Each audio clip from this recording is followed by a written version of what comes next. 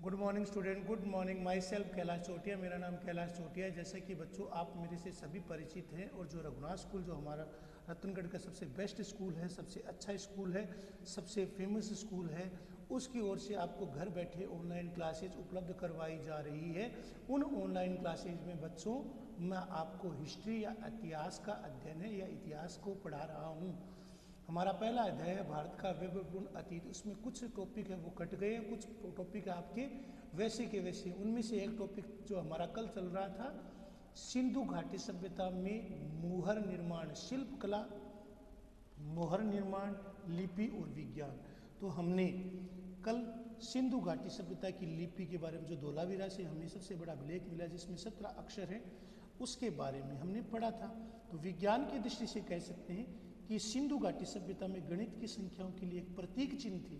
गणितीय पैमाने अंक गणित से वे लोग परिचित थे। गुणा करने, योग करने, गणितीय प्रक्रियाओं के निवासी, गणितीय प्रक्रियाओं से यहाँ के निवासी थे वो परिचित थे। जैसा आपको बताया है, जहाँ यहाँ के जो हमें बाट मिले हैं वो सभी बाट हैं वो 1:2, 2:4, 4:8, 16, 64, 16, 32, 64, 128, 256 के अनुपात में है।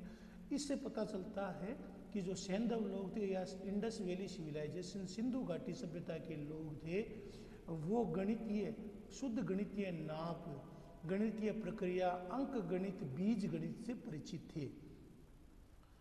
उत्खनन से हमें ऐसे पदार्थ मिले जो संभवतः औषधि के रूप में काम आते रहे थे या औषधि के रूप में काम आते रहे होंगे। तो उत्खनन से हमें ऐसे पदार्थों के बारे में पता चला है जो संभवतः औषधि निर्माण के लिए काम में लाए जाते रहे थे। कालीबंगा और लोथल से खोपड़ी के अवशेष मिले हैं। कालीबंगा और लोथल से हमें खोपड़ी के अवशेष मिले हैं, खोपड़ी के चिन्ह मिले हैं। इससे क्या पता चलता बेटा कि कालीबंगा से प्राप्त जो बालक की खोपड़ी, उसके ऊपर 6 छेद हैं, उनमें से कुछ छेद भर गए हैं और कुछ बाकी रह गए। तो इससे पता चलता है कि उस समय चीर फाड़, पोस्टमार्टम, शल्य चिकित्सा, पोस्टमार्टम करना या शल्य चिकित्सा करना, गंभीर शारीरिक ऑपरेशन करना उस काल में प्रचलित था। इनमें से कुछ छेद भर गए हैं। ये खोपड़ी शल्य चिकित्सा की ओर संकेत देती है।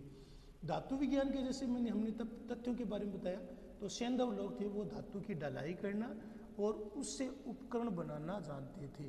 तो कांसे की जो हमें प्रतिमा मिली है वो सैंधव काल के उत्कृष्ट धातु विज्ञान, रसायन विज्ञान का एक जीवित उदाहरण है।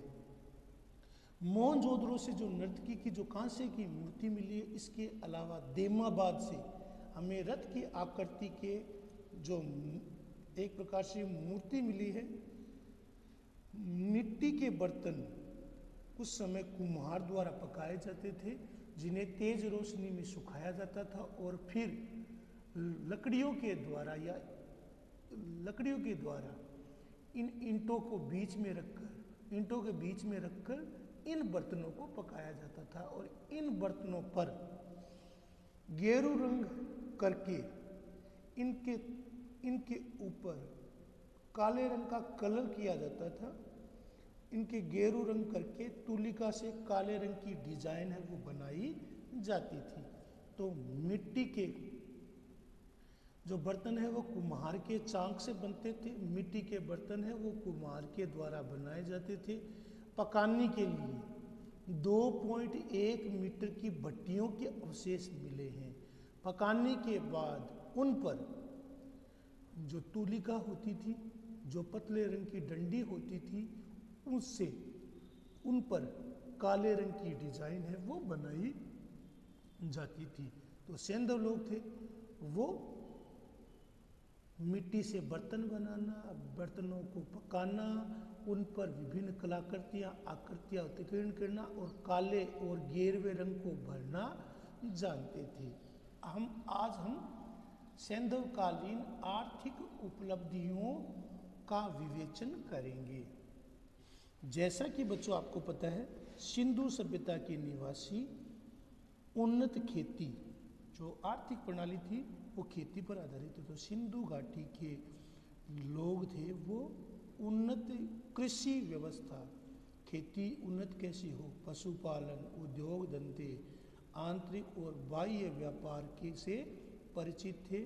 और सैंधव काल से ऐसे अवशेष मिले हैं जिससे उनकी उन्नत खेती, उनके पशुपालन, उनके उद्योग धंधे, मोहरे, मणके, स्फटिक, शंख के द्वारा विभिन्न प्रकार के मोहरे, आभूषण, सोने चांदी के आभूषण, स्फटिक, इसके अलावा मणकों के आभूषण है वो बनाए जाते थे। नवीन साक्ष्य मिले हैं कि इस सभ्यता के लोग शायद घोड़े से भी परिचित थे।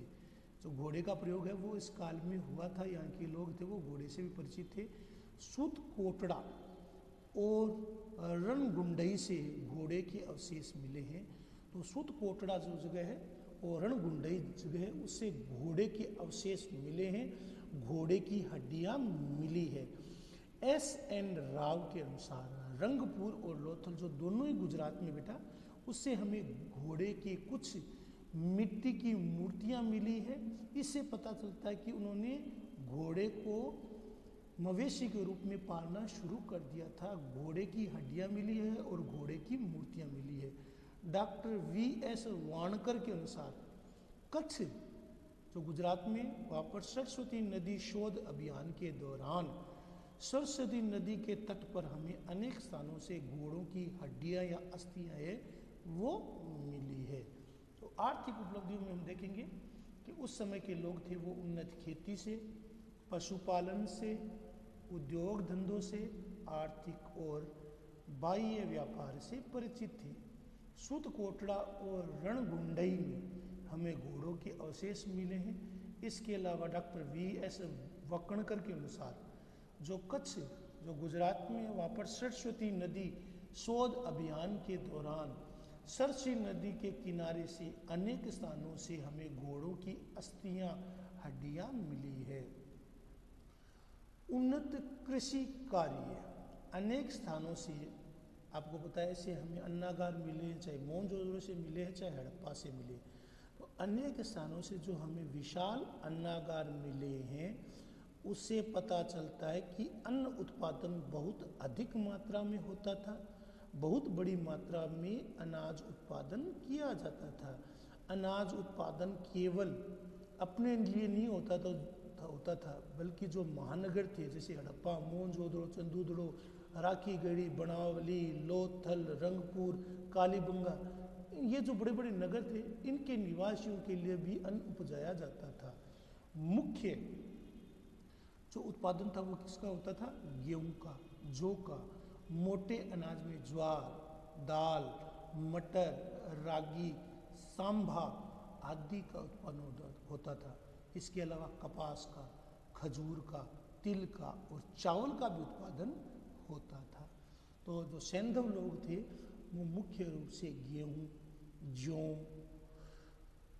ज्वार, दाल, मटर, रागी, सांभा आदि का उत्पादन करते थे। इसके अतिरिक्त सैंधव लोग हैं वो कपास की खेती, खजूर की खेती और तिल की खेती भी, और तिल के साथ साथ चावल की खेती भी बहुतायत से करते थे।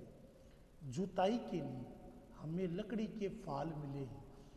तो अवशेषों से हमें, सैंधवकालीन अवशेषों से हमें लकड़ी के जुताई के प्रमाण मिले हैं, खेतों के जुताई के अवशेष मिले हैं। तो जुताई के लिए लकड़ी के हल के फाल का प्रयोग होता था।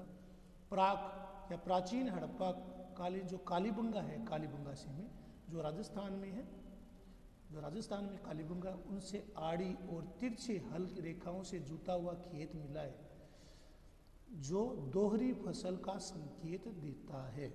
तो कालीबंगा से हमें जुते हुए हल से जुते हुए खेत के अवशेष मिले हैं जिन्हें आड़ी और तिरछी रेखाओं से जोता गया था। दोहरी कृषि प्रणाली थी, दोहरी फसल व्यवस्था थी। फसल काटने के लिए क्या होता था बेटा? जो तांबे के हंसिये होते थे, जो तांबे के जो हंसिये होते थे और जो पत्थर के फलक होते थे। तो फसल काटने के लिए बेटा तांबे के हंसिये और पत्थर के फलक थे, उनका प्रयोग किया जाता था। लकड़ी, जिन पर लकड़ी के हत्थे हुए वो उन हत्थों पर लगा हुआ होता था। तो फसल कटाई है वो तांबे के हंसिए से की जाती थी, पत्थर के फलक से की जाती थी और उस पर लकड़ी का हत्था वो लगाया जाता था। उद्योग व्यवसाय, उस काल के जो उद्योग थे, व्यवसाय थे, वो कैसे थे? यहाँ की खुदाई से, सैंधव कालीन खुदाई से, सैंधव कालीन जो विभिन्न नगरों की जो खुदाई हुई है उनसे हमें तांबे और कांस्य से निर्मित अनेक कलाकृतियाँ मिली है। तांबे के उपकरण कौन कौन से थे? मछली पकड़ने वाले कांटे थे, आरियाँ थी, तलवारें थी, दर्पण, छेनी, चाकू, भाले का अगला हिस्सा भालाग्र कहते हैं जिसे, बर्तन, भांडे आदि मिले हैं। कांस्य के जो प्रमुख जो हमें अवशेष मिले हैं उनमें कांस्य की प्रसिद्ध नर्तकी की मूर्ति जो अपने आप में उस काल के धातु विज्ञान, धातु कौशल, उसकी प्रकाष्ठा को बताती है। इसके अलावा हमें बैल, कुत्ते और पक्षियों की भी कलाकृति मिली है। इससे स्पष्ट होता है कि उस समय का धातु विज्ञान था, धातु उद्योग था, वो बहुत